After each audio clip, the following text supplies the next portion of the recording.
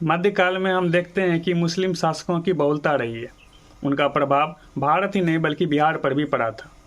और जब यूरोपियों का आगमन हुआ भारत में, तो फिर एक नए युग यानी कि आधुनिक युग का शुरुआत हो जाता है, जिसका प्रभाव भारत ही नहीं बल्कि बिहार पर भी पड़ा। आज हम लोग इस वीडियो में यही देखने वाले हैं कि कैसे यूरोपियों के आने के बाद यहाँ पर आधुनिक बिहार का शुरुआत होता है। नमस्कार साथियों, मैं विक्रम स्वागत करता हूँ आपका जर्मिनेशन से। चलिए शुरू करते हैं इस वीडियो को। जैसा कि हम लोगों को पता है कि यूरोपियों के आने के बाद ही एक नवीन युग यानी कि आधुनिक युग की शुरुआत होती है। ठीक उसी प्रकार से बिहार में भी यूरोपीय वर्ग का प्रादुर्भाव होता है। सबसे पहले पुर्तगाली को हम देखेंगे। पुर्तगाली जो है बिहार में व्यापार हेतु आने वाले सबसे पहला व्यापारी था। उनका व्यापारिक केंद्र जो है हुगली था, जहाँ से वे नाव द्वारा पटना आते जाते थे। उस समय बिहार सोडा के उत्पादन के लिए प्रसिद्ध था।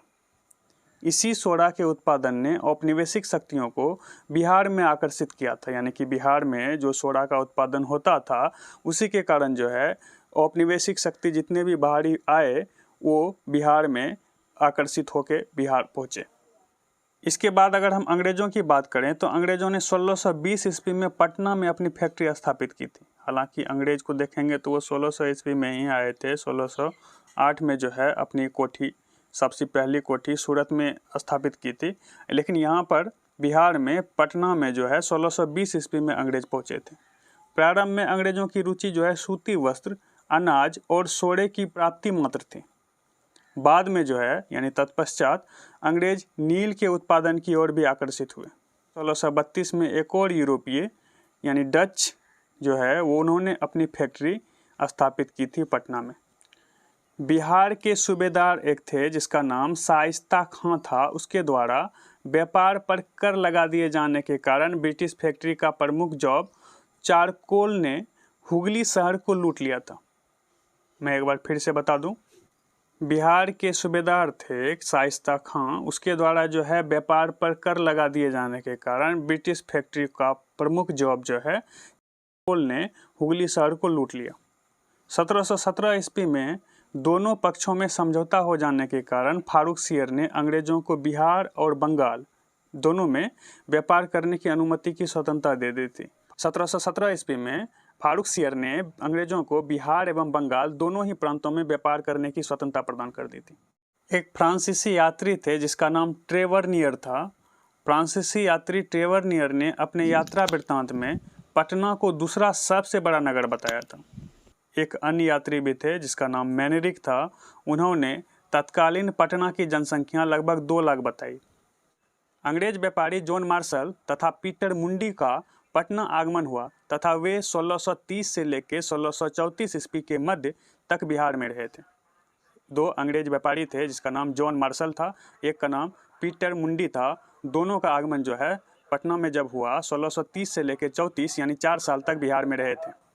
पलासी के युद्ध के पश्चात अंग्रेजों ने मिर्जाफर को बंगाल का नवाब बना दिया।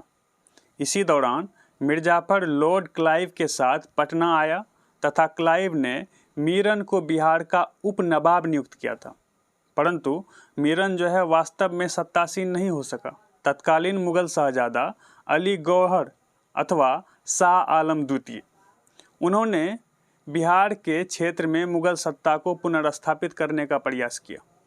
हम देखते हैं उस समय मुगल शहजादा अली गौहर, जिसे हम शाह आलम द्वितीय के नाम से जानते हैं, उन्होंने बिहार में मुगल सत्ता को पुनर्स्थापित करने का प्रयास किया था।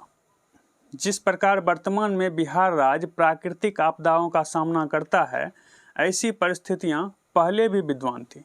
1783 ईस्वी में बिहार में पड़े भीषण अकाल का सामना करने हेतु अनाज के भंडारण के लिए पटना में गोलघर का निर्माण किया गया था।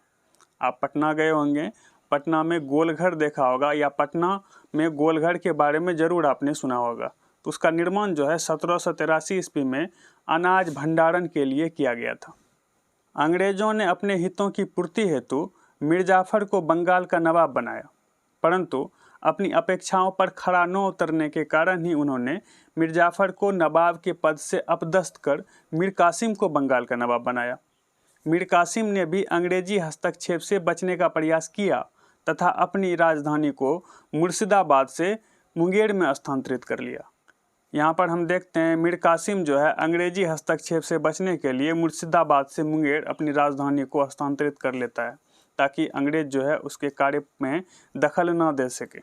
अंग्रेजों की नीतियों से असंतुष्ट अवध के नवाब शुजाउद्दौला, मुगल बादशाह शाह आलम द्वितीय एवं बंगाल के अपदस्थ नवाब मीर कासिम की संयुक्त सेना तथा हेक्टर मुनरो के नेतृत्व में कंपनी की सेना के बीच जो है बक्सर यानी बिहार में 1764 में एक बैटल यानी युद्ध होता है। हम देखते हैं अंग्रेजों की नीतियों से जो असंतुष्ट नवाब थे शुजाउद्दौला, मुगल बादशाह शाह आलम द्वितीय और बंगाल के अपदस्थ नवाब मीर कासिम, तीनों जो है मिल गए, तीनों ने एक संयुक्त सेना तैयार किया और उधर एक तरफ जो है हेक्टर मुनरो थे, उनको कंपनी का सेना प्राप्त था। इस दोनों खेमे के बीच जो है 1764 में बक्सर में एक युद्ध होता है। इस युद्ध में अंग्रेजों की जीत हुई। परिणाम स्वरूप क्या हुआ, अंग्रेजों को बंगाल, बिहार तथा उड़ीसा यानी कि वर्तमान वाला उड़ीसा की दीवानी भी प्राप्त हो गई। इसके साथ ही अंग्रेजों का भारत में राजनीतिक शक्ति के रूप में उभार हुआ। अगले महत्वपूर्ण बिंदु के बारे में अगर बात करें तो शाह आलम द्वितीय द्वारा बिहार, बंगाल तथा उड़ीसा यानी वर्तमान उड़ीसा के क्षेत्रों में लगान वसूली का अधिकार ईस्ट इंडिया कंपनी को प्रदान करने से बिहार के सामान्य प्रशासन पर भी अंग्रेजों का नियंत्रण स्थापित हो गया तथा 1765 ईस्वी में बिहार तथा बंगाल क्षेत्र को द्वैध प्रशासन के अंतर्गत लाया गया। द्वैध प्रशासन के अंतर्गत 1793 ईस्वी में लागू अस्थाई बंदोबस्त प्रणाली में बिहार को भी सम्मिलित किया गया। चैत सिंह नामक एक व्यक्ति थे काशी के, उसके विद्रोह से प्रेरित होकर 1781 में पटना के कुछ जमींदारों ने भी विद्रोह का असफल प्रयास किया। अंग्रेजों द्वारा बिहार में फौजदारी प्रशासन को अपने अधिकार में लेने के पश्चात चार्ल्स फ्रांसिस ग्रांट को पटना के प्रथम अंग्रेज मजिस्ट्रेट के पद पर नियुक्त किया गया। यहाँ पर दो बड़ी घटना होती है। एक तो कुछ जमींदार जो है काशी के चैतन सिंह के विद्रोह से प्रेरित होकर 1781 ईस्वी में विद्रोह किया था पटना का जमींदार, लेकिन असफल विद्रोह हुआ। अंग्रेजों द्वारा क्या हुआ, फौजदारी प्रशासन को अपने अधिकार में लेने के पश्चात जो है चार्ल्स फ्रांसिस ग्रांट को पटना के प्रथम अंग्रेज मजिस्ट्रेट के पद पर नियुक्त किया गया। आधुनिक काल में बिहार में जो प्रशासनिक परिवर्तन हुए हैं उसको तिथिवार हम लोग देख लें, जैसा कि आप लोग स्क्रीन पर भी देख रहे होंगे। वर्ष 1865 में क्या होता है, पटना व गया को अलग अलग जिलों में संगठित किया गया। फिर एक साल बाद यानी 1866 में सारण जिलों को पृथक कर चंपारण जिलों का निर्माण किया गया। यानी सारण जिला ही था, लेकिन 66 के बाद से जो है सारण और चंपारण दो अलग अलग जिला होने लगा। और 1869 में पटना जिले के कुछ क्षेत्र को तिरहुत में मिलाया गया और 1875 में तिरहुत को मुजफ्फरपुर तथा दरभंगा नामक दो इकाइयों में विभाजित किया गया था।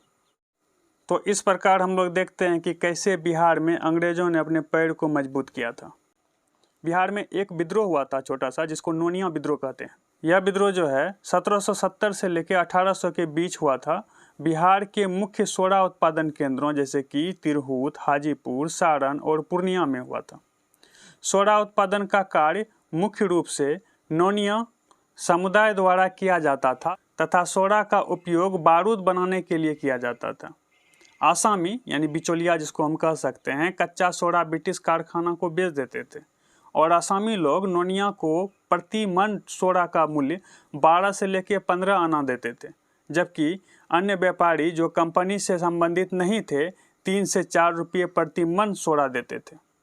यहाँ पर ध्यान दीजिएगा, जो आसामी लोग थे वो नोनिया को प्रति मन सोडा 12 से 15 आना देते थे, जबकि व्यापारी जो है दूसरे व्यापारी कंपनी से संबंधित जो नहीं थे वो 3 से लेकर 4 रुपया प्रति मन सोडा देते थे।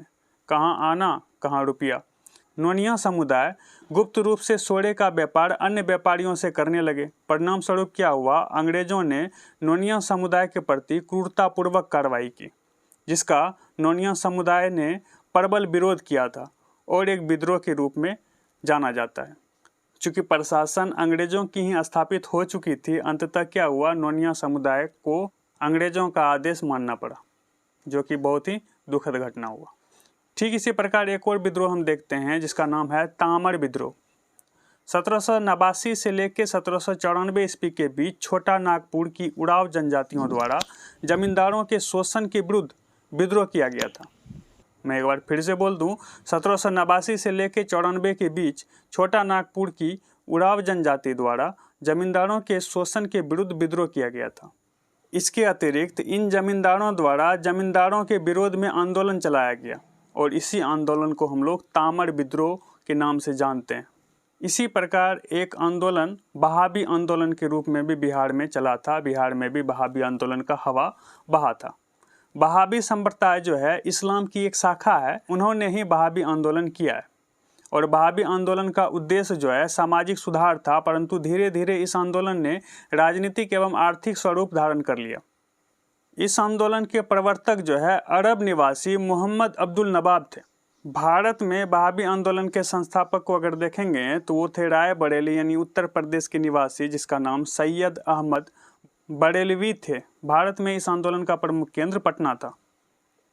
यानी भारत में जो बहाबी आंदोलन हुआ था उसका प्रमुख केंद्र पटना था। सैयद अहमद बरेलवी 1821 ईस्वी में पटना गए, जहां इन्होंने बहाबी आंदोलन के बेहतर संचालन के उद्देश्य से 4 खलीफा मौलवी विलायत अली, इनायत अली, शाह मोहम्मद हुसैन और फरहात हुसैन को नियुक्त किया था। मैं एक बार फिर से बोल दूं, बिहार में जब सैयद अहमद बरेलवी 1821 ईस्वी में पटना में पहुंचे थे तो उन्होंने 4 खलीफा मौलवी विलायत अली, उसी का भाई है इनायत अली, शाह मोहम्मद हुसैन और फरहात हुसैन को नियुक्त किया था। बरेलवी ने शाह मोहम्मद हुसैन को पटना में अपना प्रमुख प्रतिनिधि नियुक्त किया था और 1822 से लेकर 1868 ईस्वी तक पटना जो है बहाबी आंदोलन का सर्वप्रमुख केंद्र रहा, जिसके सर्वप्रमुख नेता जो है विलायत अली खां थे। विलायत अली खां। इसके बाद एक और विद्रोह जो कि 1831 से लेकर 32 के बीच चला था, जिसको हम लोग कोल विद्रोह के नाम से जानते हैं। छोटा नागपुर क्षेत्र में मुंडा, ओराव, हो, महाली आदि जनजातियां निवास करती थी। छोटा नागपुर क्षेत्र में मुंडा, ओराव, हो, महाली ये सब जनजातियां निवास करती थी। इन्हें मैदानी लोग कोल कहते थे। इस विद्रोह का एक अन्य कारण यह भी था कि 1822 ईस्वी में ब्रिटिश सरकार ने चावल की शराब यानी हड़िया उस पर उत्पादन शुल्क लगा दिया था, जिसे आदिवासी अपने उपयोग के लिए तैयार करते थे। ये सब जो मुंडा, ओराव, महाली, हो ये सब जो जनजातियां हैं, ये लोग अपने जीविका के लिए हंडी में यानी एक मिट्टी का बर्तन होता है, उसमें चावल की शराब तैयार करते थे। अब उस पर भी अंग्रेजों ने शुल्क लगा दिया। अब चूंकि वो दैनिक दिनचर्या का था, अब उस पर शुल्क लगा दिया तो विद्रोह तो होना था। क्या हुआ कि 1831 ईस्वी में बुद्धो भगत, जिसको बुद्धू भगत भी कहते हैं, उसी के नेतृत्व में इन्होंने भीषण संघर्ष किया और इस संघर्ष में बुद्धो भगत सहित हजारों विद्रोही मारे गए। बुद्धो भगत की मृत्यु के बाद गंगा नारायण ने 1832 ईस्वी में इस विद्रोह का नेतृत्व किया। यानी जब बुद्धो भगत की मृत्यु हो गई उसके पश्चात जो है गंगा नारायण ने 1832 ईस्वी में इस विद्रोह को अपने हाथ में लिया, उसका नेतृत्व किया और यह विद्रोह रुक रुक कर 1848 ईस्वी तक चलता रहा। तत्पश्चात इस विद्रोह का दमन कर दिया, पूरी तरह से समाप्त हो गया इस विद्रोह का। इसके बाद ठीक इसी प्रकार एक और छोटा सा विद्रोह होता है जिसको हम लोग संथाल विद्रोह के नाम से जानते हैं और यह विद्रोह जो है 1855 से 56 के बीच हुआ था। संथाल जनजाति के लोगों ने कंपनी सरकार के अमानवीय कानूनों, पुलिस, ठेकेदारों तथा दिकुओं, जिसको बाहरी लोग कहते हैं दिकुओं के विरुद्ध विद्रोह कर दिया। बिहार के भागलपुर से राजमहल तक संथाल वसावट क्षेत्र को दामानेको नाम दिया गया था। पुलिस द्वारा गोली मारकर चांद और भैरव की हत्या कर दी गई और सिद्धू और कान्हू को फांसी दे दी गई। यानी इस विद्रोह के जो प्रमुख नेता थे चांद, भैरव, सिद्धू, कान्हू, पुलिस द्वारा जो है चांद और भैरव की हत्या कर दी गई और सिद्धू और कान्हू को फांसी दे दी गई और देखते ही देखते संथाल विद्रोह खत्म हो गया, संथाल विद्रोह दमन कर दिया गया। एक और छोटा सा विद्रोह है जिसका नाम है लोटा विद्रोह। अब यह विद्रोह जो है 1856 ईस्वी में कैदियों द्वारा मुजफ्फरपुर जेल में किया गया था। लोटा विद्रोह जिसे 1856 ईस्वी में कैदियों द्वारा मुजफ्फरपुर जेल में किया गया था। इसका प्रमुख कारण कैदियों को पहले जेल के अंदर पीतल का लोटा दिया जाता था, परंतु बाद में सरकार ने इसके स्थान पर मिट्टी का लोटा देने लगे। अब मिट्टी का लोटा दिए जाने के घोषणा के कारण कैदियों ने इसके विरुद्ध विद्रोह कर दिया था, जो लोटा विद्रोह के नाम से जाना जाता है, और यह जो है 1856 में हुआ था। आई होप आप लोगों ने वीडियो को एंजॉय किया होगा। इस वीडियो में बहुत सारी नई बातों की जानकारी हम लोगों को मिली। आप लोग अपना ख्याल रखिएगा, खुश रहिए, धन्यवाद।